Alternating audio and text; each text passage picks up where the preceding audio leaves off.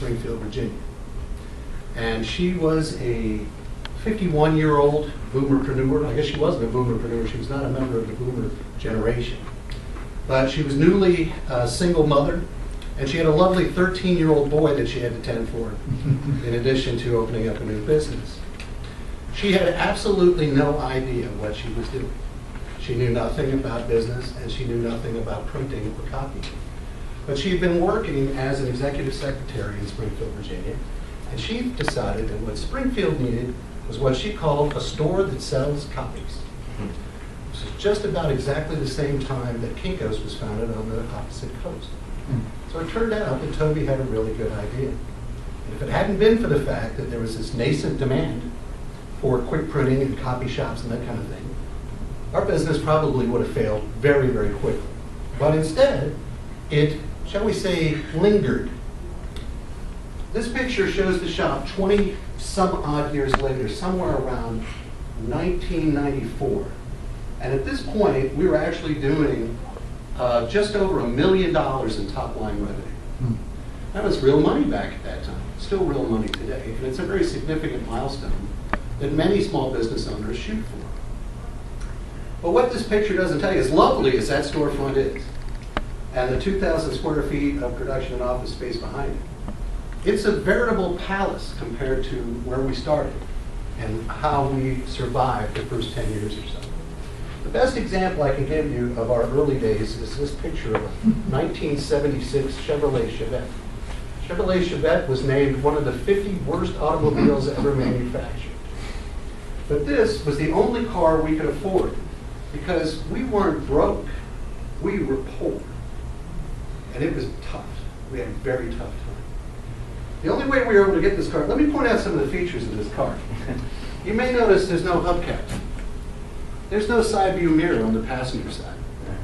What you can't see is that, that's what I say, you might want to leave those lights on for your video. I'm sorry, not so good for the live audience with the screen.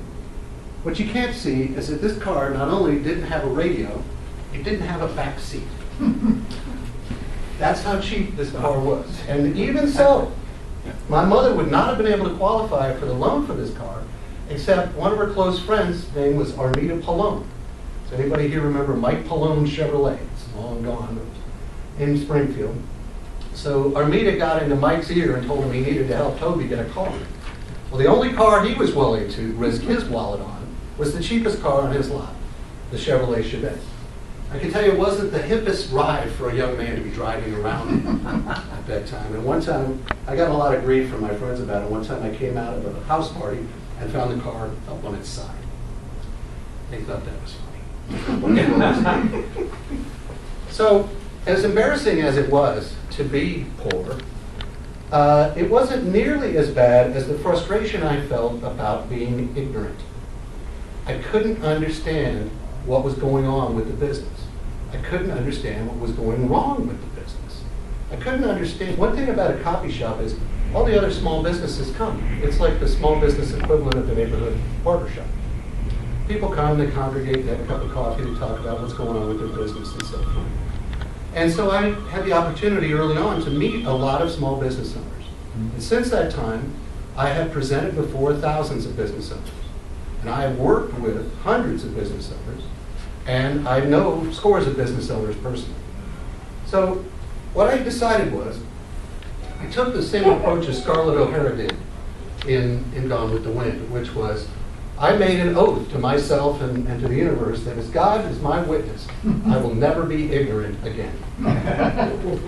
I made it my business to figure out what it takes to succeed in small business.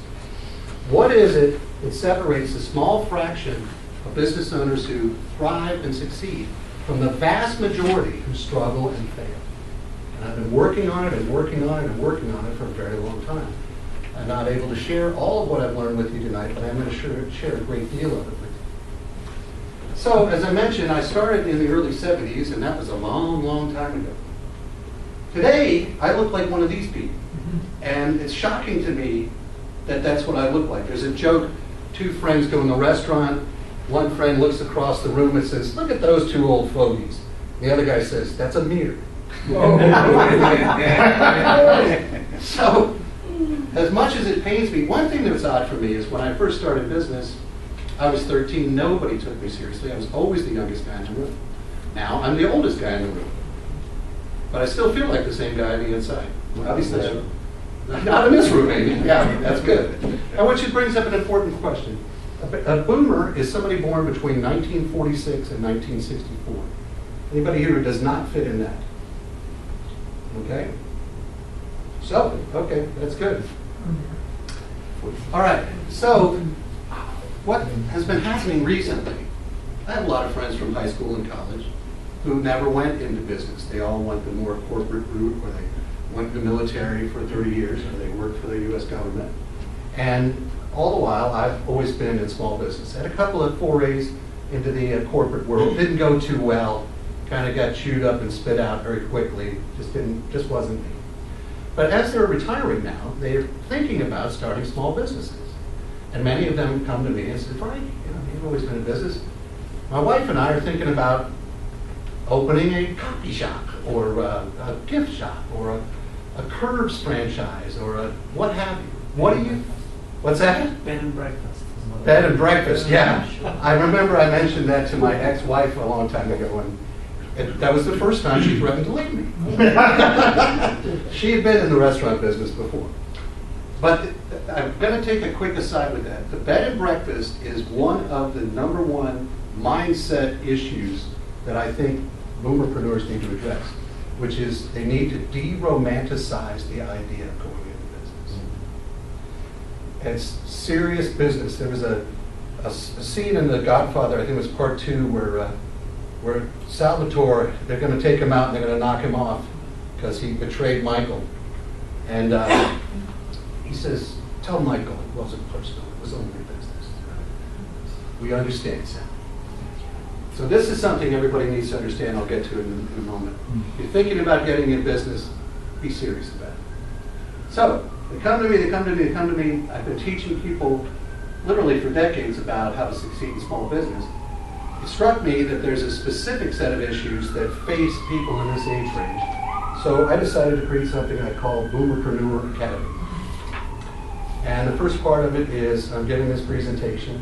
I'm writing the book that Ken spoke to you about. Tonight, I want to talk about why it's the best and worst of times for you to go into business. What exactly is the boomerpreneur's dilemma, which is the bottom line is, should I go into business? And then from that, should I? If so, what kind of business should I go into? And then how can I start and grow a profitable business? I'm going to give you my definition of success, and you'll see a little bit of hard-boiled aspect to me as I give you this information. And this is because I have seen personally business failure and the impact that it has on people's lives, on their marriages, on their children, on their future. This is why you have to take it seriously.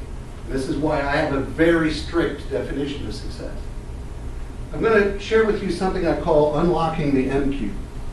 I wrote a book. I seem to write a lot of these books. And this is it. It's called Unlocking the MQ. How to Master the 6 Sides of Small Business Success. You won't have to buy the book because I'm going to take you through it very quickly right here. But it's a very short, cogent approach to what it takes to succeed. Then I'm going to close by talking about the different types of businesses you can start, and then wrap up with how do you decide? What do I recommend that you do going out of this room? So here's why it's the best of times. Irrespective of what age you are, we live in the age of the internet.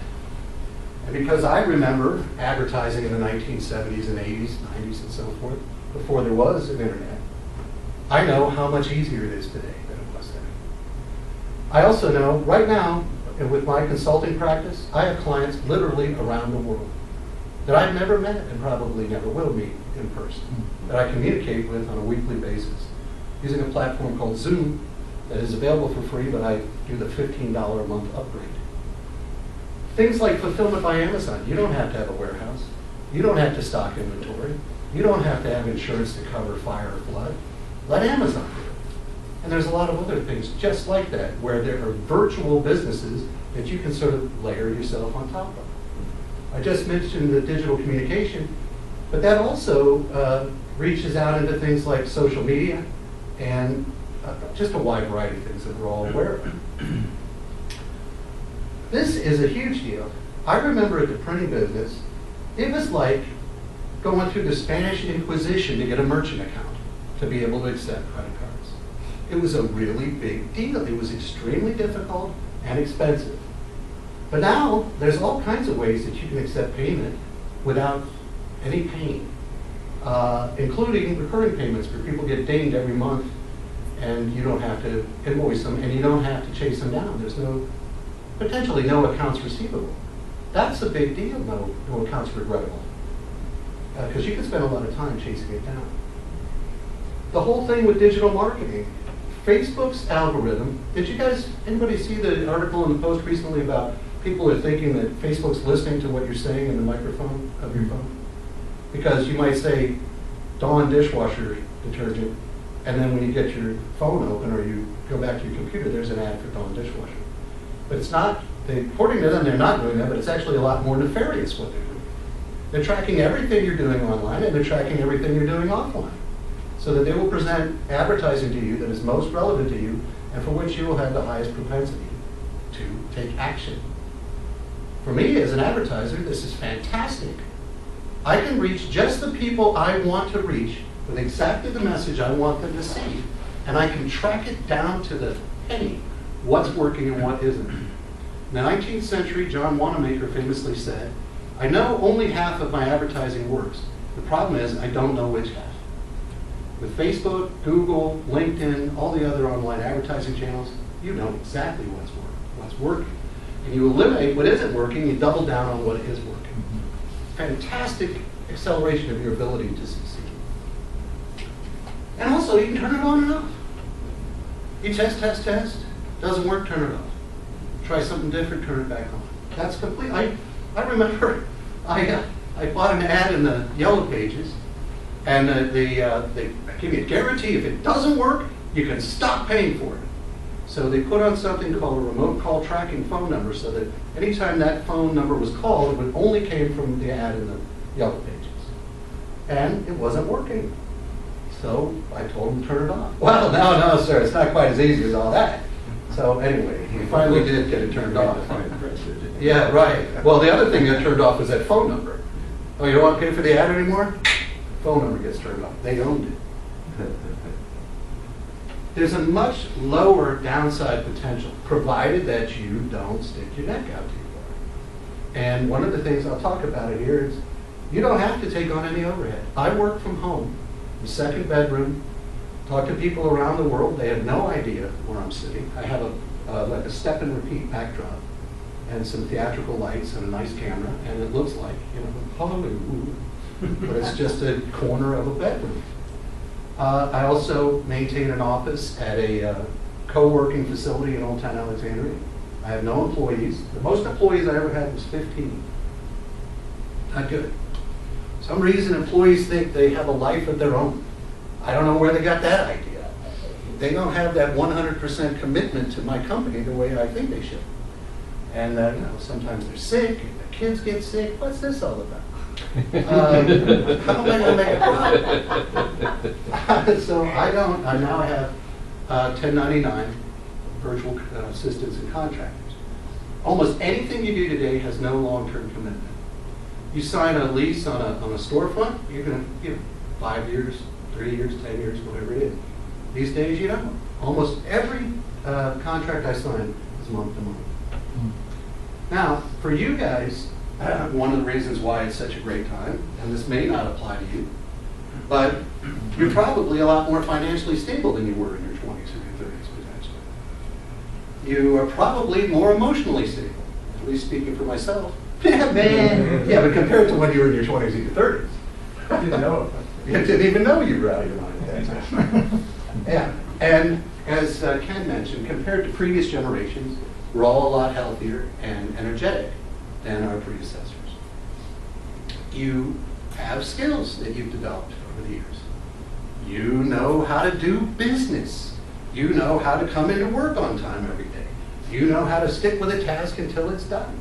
many things that you may not have been quite so good at when you were younger. I can't speak for everyone, I only speak for myself. And you probably have a little bit, excuse me, better idea what you like and what you don't like. You're less likely to go running off crazily into something that's going to end up making you miserable. But this is also the worst time, or the worst of times, for you to consider going into business. First off, you're only probably going to get one bite of the apple. Me, I've been through 10, 12, 15 different business ventures. And you know what they say, we all learn best from our mistakes? That's how I became an expert. Made a lot of mistakes. But for you, one mistake, you could be done. You could lose all of your savings, your nest egg, that's it. And you'd have no time to recover from it. You can't afford that one bad choice. Does anybody, well, being an unconscious incompetent means you don't know what you don't know. Not only do you not know about running a business, you don't even know all the things you don't know about running a business. I'm going to talk about the 6 main things you need to know. And the 6 things that you can focus on, or sort them out in a certain way so that you focus on the things that you're good at or you want to be good at, and then outsource the others to people who are good at it. One thing, if I could give you one piece of advice that I've learned, and I share it, well, I can't say that. I don't want to go to someplace I don't want to go, so I won't even say that, is hire people who are smarter than you. Hire people who are better than you at whatever it is that you're hiring them to do. When I was younger, I was afraid to do that because I didn't want them to, it was the imposter complex. I didn't want them to find out that I really had no idea what I was doing. And so I would hire people who were dumber than me. And that's pretty dumb early on in the printing business. I really had to work at that. And I found some real lulus along the way. But I've learned that if you see someone who surrounds themselves with incompetence, and there's somebody who works not far from here, I won't mention, but they generally do it because they're afraid of being found out. It's the imposter complex. Don't do that. So you have a high level of ignorance, and as I mentioned, I talked about being ignorant. There's a difference between being ignorant and being stupid. Ignorant means you just don't know. You haven't been exposed to it. You haven't been taught. You haven't had the experience. But how much time are you going to have to learn? You're going to have to hit the ground running. We're going to have to make this thing happen. We're going to have to go, go, go. So that's another reason why it's a tough time. Another thing you're going to have to come to grips with is, why haven't you ever done this before? Maybe it's just not your thing. Generally speaking, risk intolerance. I also tell you, marketing, I say I've looked for what is the one thing that separates the people who succeed from those who fail. It's marketing. It's the number one thing. But the problem is, here's the most critical success factor. But as I often have said, for most small business owners, marketing is a mystery and sales is a dirty word. If you aren't willing to market your business, who the heck do you think is going to be willing to do it? And if you're not willing to do it, don't go into business. Because if nobody's selling anything, you're not in business. You also may not have experience managing people. And management experience is important even if they're not W-2 employees. You need to be able to know how to get people to do what you need them to do on a consistent basis. And you also have to know how to vet people who are going to be right for given positions. Not easy. Not my strength, I can tell you. All right, so this brings us to the Boomerpreneur's dilemma, which is, it's in 3 steps. First one is, should I even start a business? Yeah, I don't want to do marketing. I don't want to do sales. I don't want to manage people. I don't want to risk my nest egg. No, it's not for me. But if you're still considering it, how do you choose the right opportunity for you based upon your personality, your skill set, your background, and your budget? And once you make the selection to choose a particular business, how do you go about starting and running one successfully? So here comes my definition of success as a small business owner. We each have our own definition of success personally, and I would never deign to speak to that. There's 3 reasons why people will leave their current job and branch out on their own, in my opinion. They want more than what they're getting right now. They want more money. They want more satisfaction from their work. Maybe it's creative engagement and outlet that they're not getting. They're hammering out widgets on a daily basis and they hate it. And what they want to work towards is more time freedom. They want to be able to go where they want, when they want, period. I know a guy is one of my clients. This guy is just magically successful, magically delicious. I'm not sure he does train people, but I don't think he could train you to be him. He's just had the sort of the Midas touch. He puts his hand to something and it works. But he often says he's not working for money, he's working for time. He works so that he can stop working for a period of time and turn his attention to his family. He has 4 children, 5 and under. So he needs the time to sleep. But these are the reasons why you would go into business. And here's why it's important for you to understand that.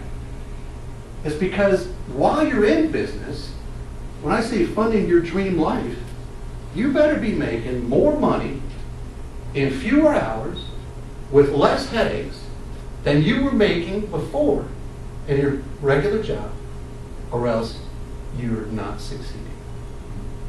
And if you're making less money in more hours with less fun in your own business, then the difference between what you could be making on the outside and what's going on with you right now is the price you're paying to be able to say, I run my own business. And I don't have to take grief from a boss. So I would say 18 to 24 months into your business, you should be at that point. More time freedom, more income, less hassle than when you were at your previous job. And you should be building an asset the whole time that you can sell. I recently came across 2 statistics from 2 completely different sources. The United States Small Business Administration says that on average every year, 700,000 small businesses are started in the United States. A website called bizbuysell.com says that every year 7,000 businesses are sold.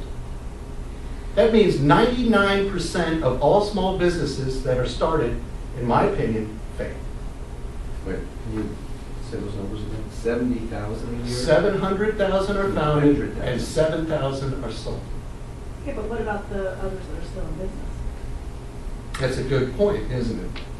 I would say to you, based on my own personal experience, that 80% of those are the walking dead. They're just in name. No, they're still in business. I'll give you an example from the printing business. There were many times where we got deep in debt with receivables outstanding that we weren't collecting. Or Xerox, we owed them $30,000 or something for bills that had built up. And I would have to take out a home equity loan to pay the bills. So you think of money coming out of the business and going into your bank account, right? But a lot of times, in a big chunk, it comes out, and you have to make payroll, or you got to pay the rent, or you got to pay Mother Xerox. And if you don't, then you go out of business. That is the moment in which the business fails in front of God and everyone. But people hang on by the skin of their teeth to keep that from happening. And during that period of time, it's absolute emotional misery. The kids are unhappy, the spouse is unhappy, they're unhappy, the vendor's unhappy, the landlord's unhappy, but it goes on every day. And I remember when we at one point down a downtime with the printing business tried to sell it to a guy, and he looked at our books and he goes, well, you're insolvent. Why would I buy a company that's insolvent? I was like, wow, that was a dagger in my heart. Man, you can call me a lot of things now, but you don't have to call me insolvent. That's rude. So what I'm saying is, this is why I'm telling you this is serious. Okay? You can lose your home equity. You can lose your 401k. Because you sign personally. You can have a corporation. That doesn't mean people are going to loan you money without your personal guarantee. That doesn't mean people are going to rent you commercial space without you signing for it personally. It just means you might not get sued quite as badly. And let's face it, anybody can sue anybody at any time for any reason. Somebody famously said you could sue a ham sandwich. So what I would like to encourage you to do is to be one of those 1.2%ers who actually succeed. They are out there. I meet them. But you know what those people are? They're serious. They're serious about their business. And think about people you've met who are successful in business. You ever notice they have that little bit of edge to them? They're a little bit, they're nice and everything, but if something happens with their business, they're boom, right on it. And that's a mindset that you have to take. It ain't joking. All right, so now I want to go into unlocking the MQ. And this is the 6 sides of small business success. This is how you can become one of those 1.2%. M1 is mission. Why in the world have you started a small business? You better have a good reason. By the way, I'll give everybody a copy of these slides, and I'm sorry I should have mentioned that. I'm also recording this, so I'll get you a copy of the audio, and I combine the slide deck with the audio to create a video. So if you're concerned that I'm going too fast, I'm missing. All right, here it is. You got to mean business, you got to mean serious business. Think about the person that you worked for, who ultimately owned the company. Was that person serious? So the reason why, and it's an expression, serious business. And there's a reason why bosses have a reputation for being hard case. And it's a reason why it's often difficult for women to be successful in business, because they need to be a hard case too. But people seem less willing to take it from them. When I say be clear on your why, I'm sure you guys know about that from being here, but why are you doing this? Are you doing this and there's actually a whole list of reasons that I've surveyed people about. Some people want to prove something. They want to prove something to themselves, they want to prove something to their wife, they want to prove something to their father, they want to prove something to their boss. You better really need to prove it, because that's going to be a tough why to kind of keep you going during the hard times. Some people want to create financial security for the rest of their lives. That's a great why, especially if you're doing it for children or what have you, loved ones. Some people have a creative urge. They've got the next big thing in their mind, and they just got to do it. That's the Bill Gates and Zuckerbergs and Steve Jobs of the world. But there are very few people like that who are as talented and as clear as those people are. So whatever your why is, you need to be clear about it. And you have to think about, how's this thing going to end?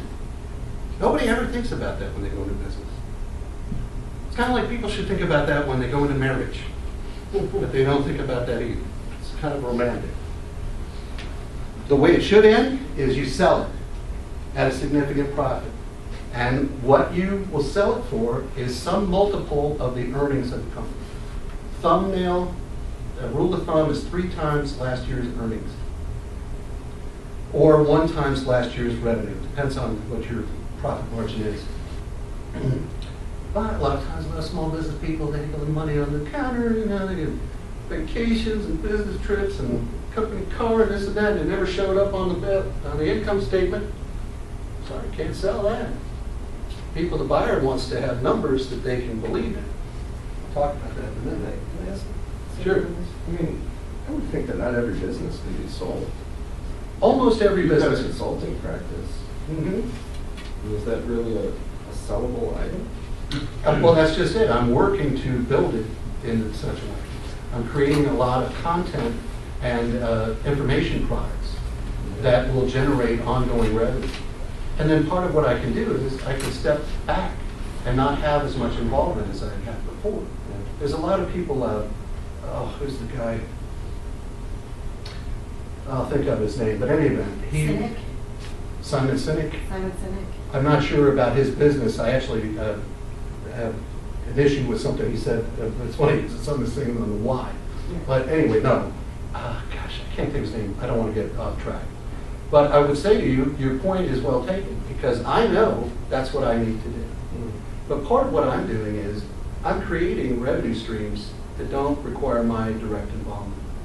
Selling books. I have almost 20,000 students in 165 countries who have enrolled in my online courses. And so I can generate content that becomes an asset in webinars. Is that 4-hour work week model, Tim Ferriss? You know, it's funny about that. For a long time I refused to buy that book because I thought that was such crap, that idea of a 4-hour work week. It turns out that the book's not really about that, although what it is about is what I was just talking about. Do you know how he chose that title? It was originally called White Sands and Broadband. And then there was another one was Confessions of a Retired Drug Smuggler. And he couldn't get any publishers to bite him. So what he did was he ran ads, Google AdWords ads, and just used the different titles. And the 4-hour work week was like 10 times more effective than any of the others. And so that's why I went with it. But it is similar to his model, which is write a book, do a course.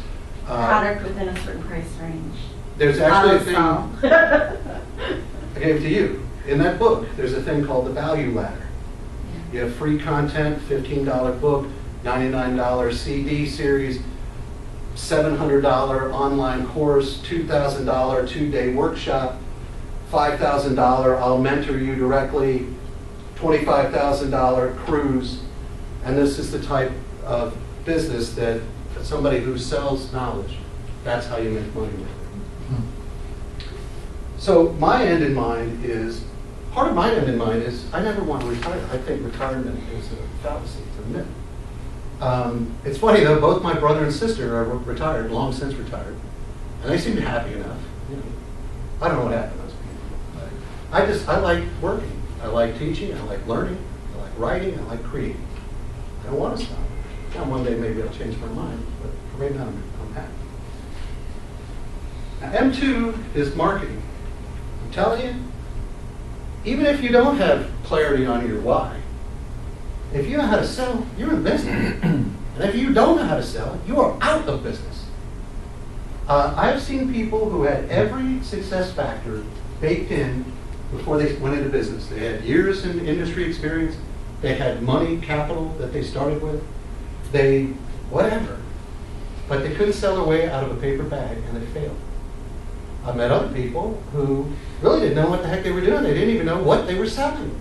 They had no money, but because they could sell, they could use the money, the revenue from the sales to be their startup capital, be their working capital, and then figure it out as they went along. I have an online course called How to Build a Customer Factory for Your Small Business. Excuse me. It's $200, but I'll be happy to send anybody here a free coupon to it if you're interested in taking it. Got to get this straight. Maybe. Here's one thing I want to point out before I move on. Marketing is before almost everything that you think a business is, which are the other M's I'm going to go through right now. Marketing is more important than money because of what I just said. I've seen people sell, and that was it. They got people to give them a check. It's a trick. How do you go from never heard of you to here's my credit card number? It's a trick. It's a skill that you can learn, that I have learned. Also, money is not, it is the end all and it is the goal, I guess, but it's also a tool within business. A business cannot exist without it, and you have to learn how to use it. You have to be adept at borrowing it, lending it, allocating it, making sure that you're not going to run out of it. A lot of companies go out of business not because they weren't selling things at a profit, but because they ran out of cash. Can't let that happen. You always need to price for profit. There's people, the number one thing people do, especially if they're not good at marketing, is they will discount. No good. You can't do that. You have to sell a premium product, a premium service for a premium price. And you have to become what's called accounting literate. How many people here have heard of the expression financial literacy? Okay. How many people have heard the expression accounting literacy? Me either, until a little while ago. So I have a client, and they're based in Geneva, Switzerland. They have a thing called color accounting. They teach people accounting in a totally revolutionary way. But if you can't read, we would say you're illiterate. If you can't read your financial statements, you're accounting illiterate. And most people can't read them. It turns out they're a lot simpler than you think. Did you know that on an income statement and a balance sheet, it's nothing but addition and subtraction? Sometimes there's some multiplication and division if they put percentages out on the right column. It's not the numbers that confuse people, it's the words. It's the language. That's what people don't understand about accounting. You're going to be in business. No, you're not. Number 4 is machine. This is actually running your business. This comes in number 4. Okay, if you're an orthodontist, this is orthodontia. One thing you need to be aware of is how many people have read the book, The E-Myth? Anybody heard of it? Okay. The E-Myth is the entrepreneurial myth that people who own businesses, are entrepreneurs.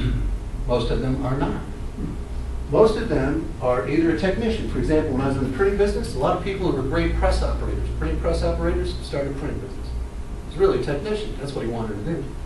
Some people are managers. They're good at making the trains run on time.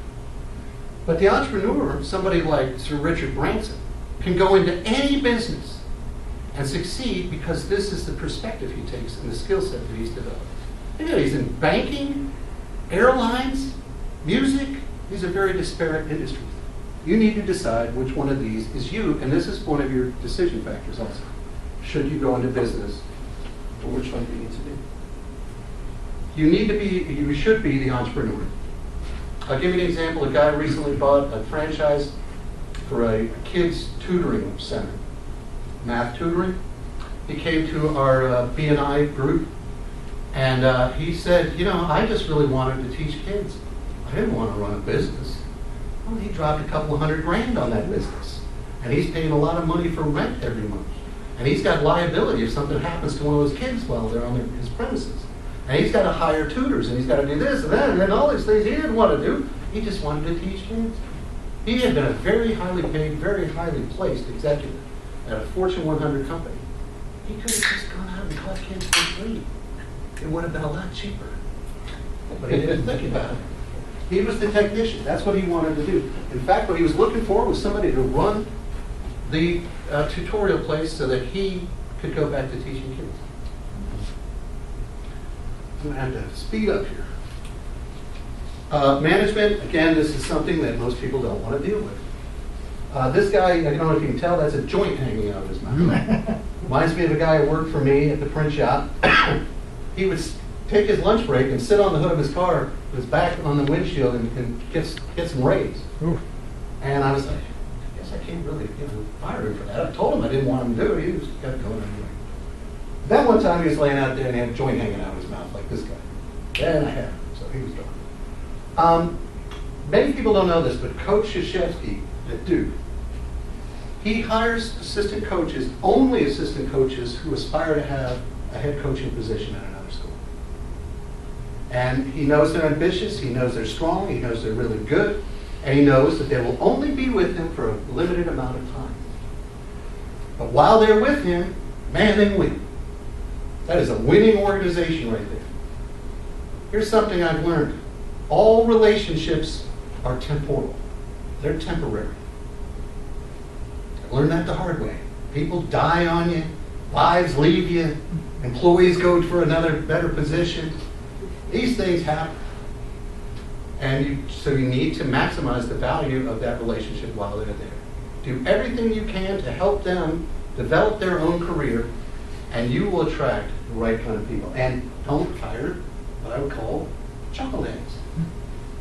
Frank, so what do you mean by the surplus? I didn't quite. I'm sorry, I skipped over that on purpose because I'm short of time, but since you asked. So I have a degree in economics, and back when I was going to school, the Soviet Union still existed, and there was a big thing about the difference between free markets and communism. Karl Marx, the founder of communism, father of communism, had many concepts, one of which was the surplus value of labor, which is that if I hire somebody to work for me for $5, but I sell their services for $10, I'm exploiting labor. From my perspective, if I can't sell that $5 an hour person for about $30 an hour, I never should have hired them in the first place. Because I'm paying them for 40 hours a week, and I'll be lucky if I can charge for 10 hours of their time during the week.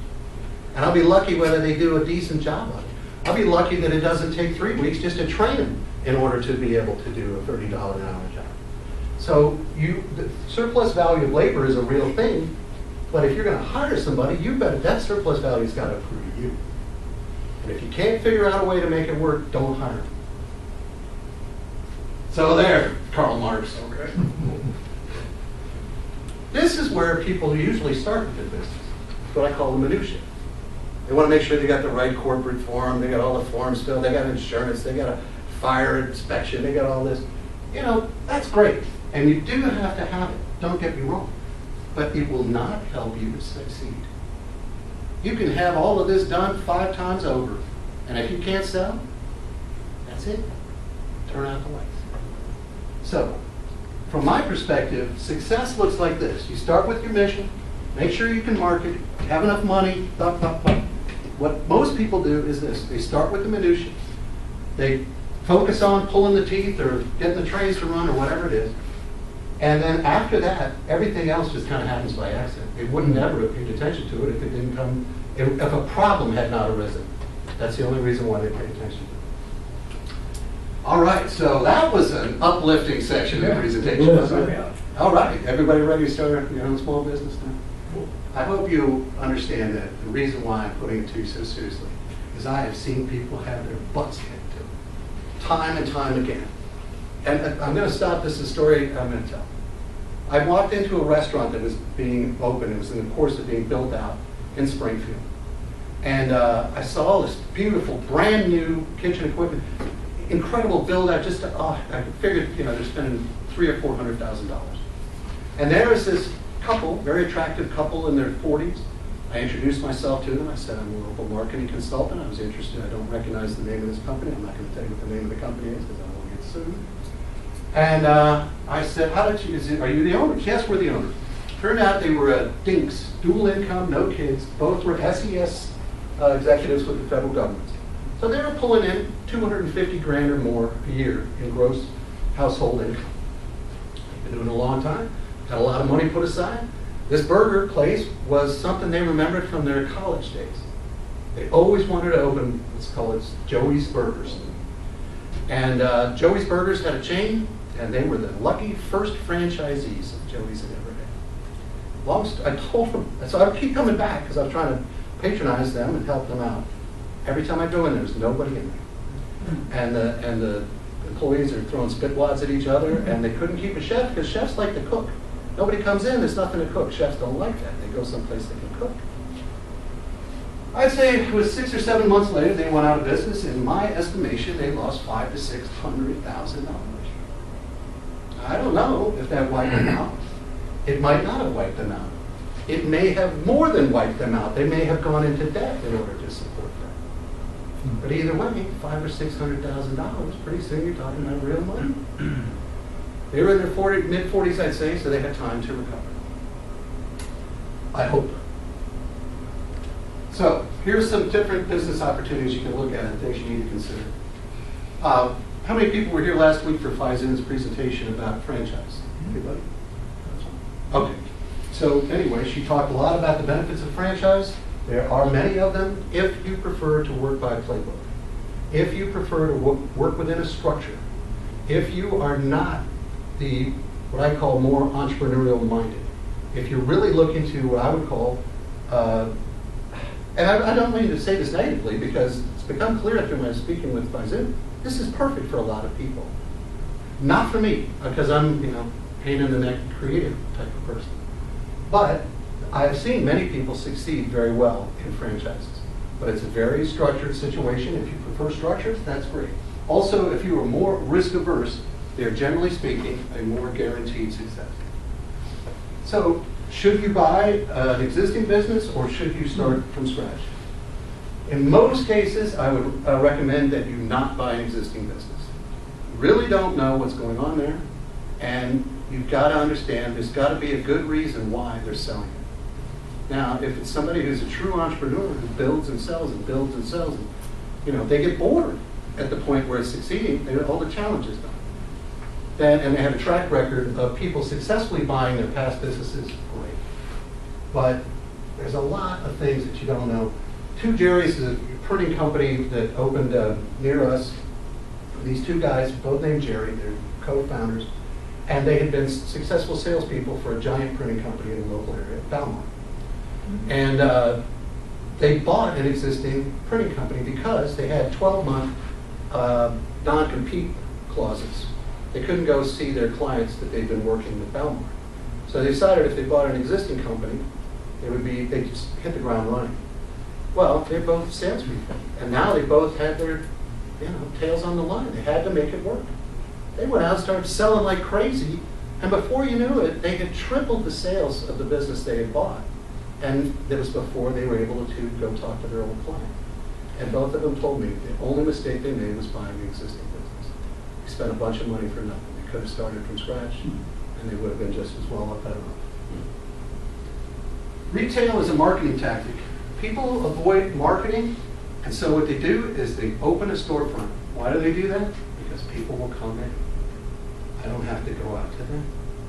I'm not kidding. That's why many people open a storefront. It's because they don't have to go out and talk to strangers. A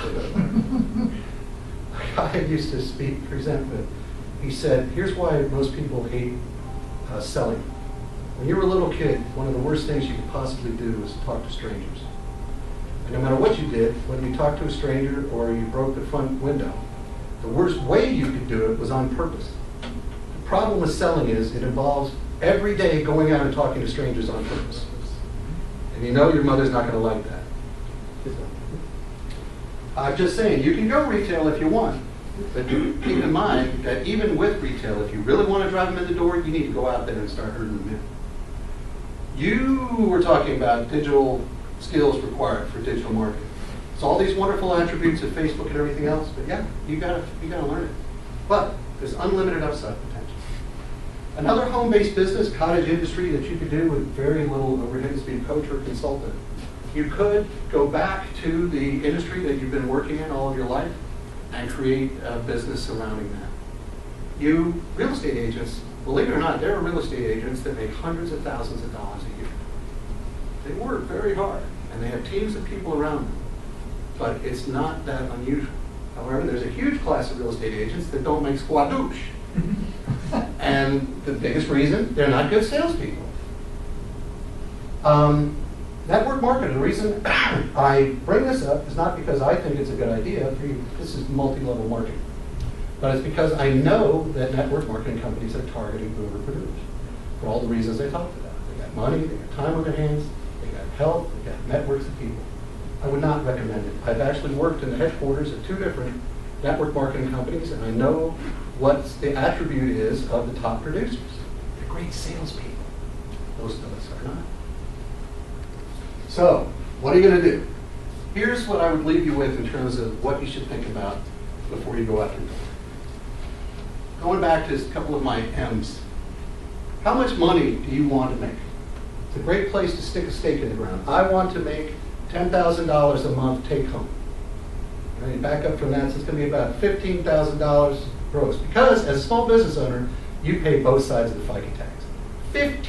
Almost 15.5% right off the top for FICA and Social Security. How much money do you need to get started? There's a lot of things you can do that require almost no money, such as becoming a real estate agent. How much money are you going to need to continue operating the business? How much money are you going to need to keep operating your household? And how much money can you afford to lose? There is risk involved. And if you can't afford to lose any money, don't put it at risk. People do very well. Some people, very small number of people do very well in small business, but most don't. If you're not going to be the salesperson, who's going to be the salesperson? A lot of people think they can go out and hire a salesperson. You can, but it's very expensive and not always effective, especially if you don't know how to sell, so you don't know how to manage them. And I'll just harp on this. If you're not selling anything, you're not in business. That is the indication that you have a business, is people give you money for your product or service. If they don't, you're not in business. I'm not sure what you're doing, but you're not in business. Again, what's going to be the end game? Business life cycle, very quickly. You start a business, you're in startup phase. Then you go through growth phase. As I mentioned, 18 to 24 months, you should then be at the maturity stage, where you're consistently throwing off what an economist would call extraordinary profits, which is more than you could have got if you took the same money and invested it in the stock market. how many years are you going to be sitting at that point, considering where you are now? So a great thing, one time guy drew an arch, it was like the St. Louis Arch. And he said, let's say this is your date of birth here at the bottom of this side of the arch. And this is your whole life. Where are you right now? Make an X on the arch where you are right now. Everybody put the X at a different point. Problem is, the answer is the same for everybody. You have no idea where you are in that arch. You could be right near the bottom at the other side. You might be less than halfway through. But being that you should be thinking about the end game, how is this going to fit in with the later years of your life? You should be building a saleable asset that then, which sounds terrible, but a good reason for selling a business is health issues. I built this business for 20 years, now I'm having health issues, I've got to sell. That makes sense to me. So, my recommendation is that you really do your research. It's another thing people run from. They don't like doing market research. Sounds boring. It can be boring. But, brother, you better figure out how many competitors you have and what's the average revenue, or there's just all these things you need to know. Be clear about your why, and in terms of risk aversion, minimize your risk early on. Because you're learning two things. You're learning your business, and you're learning business. So as you learn business, you can take risks with a higher probability of success because you know more about what you're doing. So I believe that's everything I have for you. If anybody would like to follow up with me later, my contact information is there. And so is it best for me to send you an email with the links and you can distribute them out to everybody? Great. Frank, thank you so much. Thank you. And we have a small memento, a couple of small mementos for you. So Great. Thank you. Just to mark your time here with us at 40 Plus, we really do appreciate it. And we have a door prize, but you have to earn it. Somebody has to earn it. Who has a March birthday? Does anyone have a March birthday that hasn't happened yet? Okay. Oh, we got a contest. This is good. What's your birthday, sir? March 18th. March 24th. What's today? Today's the 15th. So The gentleman wins. He's closer to the pin. All right. This is the Big Book of Apps. Our colleague Beth Zycinus, who goes by the moniker "Your Nerdy Best Friend." Nah. So A to Z on apps. I don't know if there's an app for being an entrepreneur, but maybe. Beth knows about that. So okay. Thank you. You'll learn more about how to be an entrepreneur there. I have a nerdy side. So Is there an app for that? There's an app for that. So thank you all so much for coming. Please enjoy the snacks. We have some left over. Spend some more time networking. Our program next month will feature a recruiter in a very interesting industry. She's actually in the construction industry. But she's not going to be talking about the construction industry. She's going to be talking about recruiting and working with an executive recruiter. Because what she does in construction is similar, not exactly the same, but the process is quite similar to what executive recruiters might do in business and associations and other areas. So Jenny Hayes is going to be our speaker, and I believe it's on April 19th, right here, Thursday at 7 o'clock. So, and again, we're here Monday mornings at 10. So look at the website to learn more. Our program next Monday will focus on the IT industry. And a gentleman who's in that field will come and talk about what are the skills, as I said earlier, what are the skills that folks are looking for today, beyond sort of the alphabet soup of certifications and credentialing. Similar to what we talked about a little bit tonight, how do you know if you've got the right kind of mindset and disposition in some ways, along with the technical skills, to be successful in IT? So keep that in mind for next week. So thank you all for coming. Enjoy the rest of the session. Oh, please, yeah, your evaluation forms. Yes, we do a monthly drawing for gift cards, so please take a minute to share your feedback. We definitely want to continue with it. Thank you all. Thank you. Good job. Thank you. Thank you very much. One question. Time. Is that one sort of, if you're going to go into things, well,